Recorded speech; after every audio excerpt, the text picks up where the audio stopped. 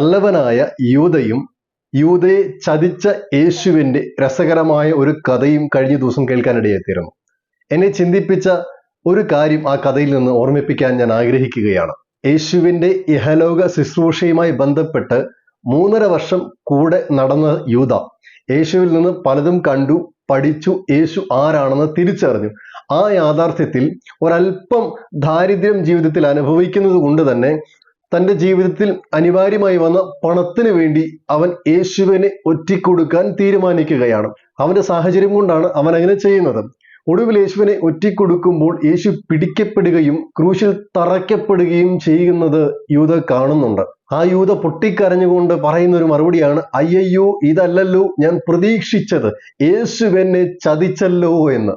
കാരണം ഈ 3.5 വർഷം കൊണ്ട് ഒരുപാട് അടയാളങ്ങൾ, അത്ഭുതങ്ങൾ കണ്ട യൂദ അവൻ ചിന്തിച്ചു, എൻ്റെ ആവശ്യത്തിന് പണം ഞാൻ നേടിക്കഴിഞ്ഞാൽ ഞാൻ യേശുവിനെ ഒറ്റിക്കൊടുത്താലും അവൻ്റെ അത്ഭുത സിദ്ധി പുറത്തെടുത്ത് അവൻ പുറത്തു വരുമെന്നായിരുന്നു.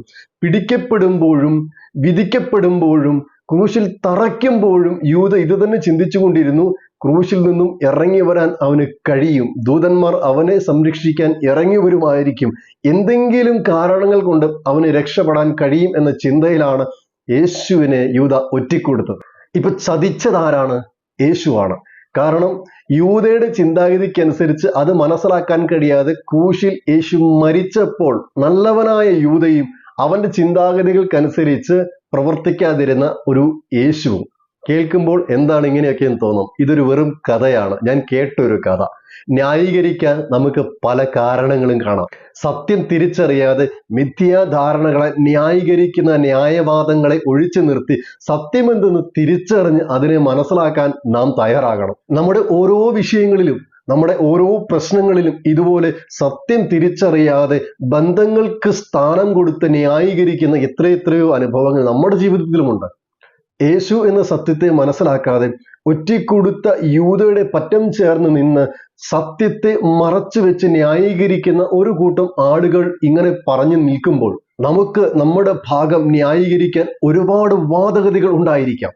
എന്നാൽ സത്യത്തെ മൂടി വെച്ച് ഒരുപാട് നാളുകൾ നമുക്ക് മുൻപോട്ട് പോകാൻ സാധിക്കുകയില്ല. ഒരു വ്യക്തിയെ അമിതമായി സപ്പോർട്ട് ചെയ്യുന്നതിന് മുൻപ് സത്യം മനസ്സിലാക്കി ആ വ്യക്തിയെ കറക്റ്റ് ചെയ്യാൻ നാം ശ്രമിച്ചു കഴിഞ്ഞാൽ ആ വ്യക്തിയെ മാർഗനിർദ്ദേശം നൽകി അവനെ നേരായ വഴിയിലൂടെ നടത്തുവാനും സ്നേഹിപ്പാനും സുദൃഢമായ ബന്ധം സ്ഥാപിപ്പാനും നമുക്ക് കഴിയും. സത്യം മനസ്സിലാക്കാതെ ന്യായീകരിക്കുന്നത് നമ്മുടെ പരാജയമാണ്. നമ്മുടെ കുടുംബ ജീവിതത്തിലോ മറ്റു വ്യക്തികളുമായുള്ള ബന്ധത്തിലോ ന്യായവാദങ്ങൾ ഒഴിച്ചു നിർത്തിയിട്ട് തിരുത്താനും തിരുത്തപ്പെടാനും ന്യായമായ വഴികളിലൂടെ മുൻപോട്ട് പോകാനും നാം ഒരു തീരുമാനമെടുക്കുമെങ്കിൽ എത്രയെത്രയോ പ്രശ്നങ്ങൾ നമുക്ക് സോൾവ് ചെയ്യാൻ പറ്റും. അതുകൊണ്ട് പ്രവൃത്തി കൊണ്ട് പ്രതികരിക്കുന്നതിന് മുൻപ് ഒന്ന് ചിന്തിപ്പാനുള്ള സാവകാശം നമുക്ക് കൊടുക്കാൻ കഴിയണം. ചിലതെല്ലാം നമ്മൾ വിശ്വസിക്കുന്നതല്ല സത്യം, അതെല്ലാം മിഥ്യാധാരണകളാണെന്ന് ഒന്ന് ഇരുത്തി ചിന്തിച്ചാൽ ഒരുപക്ഷെ നമുക്ക് മനസ്സിലാക്കാൻ കഴിയും. അതുകൊണ്ട് ഒന്ന് തിരിഞ്ഞു നോക്കിക്കേ, മിഥ്യാധാരണകൾ മാറട്ടെ.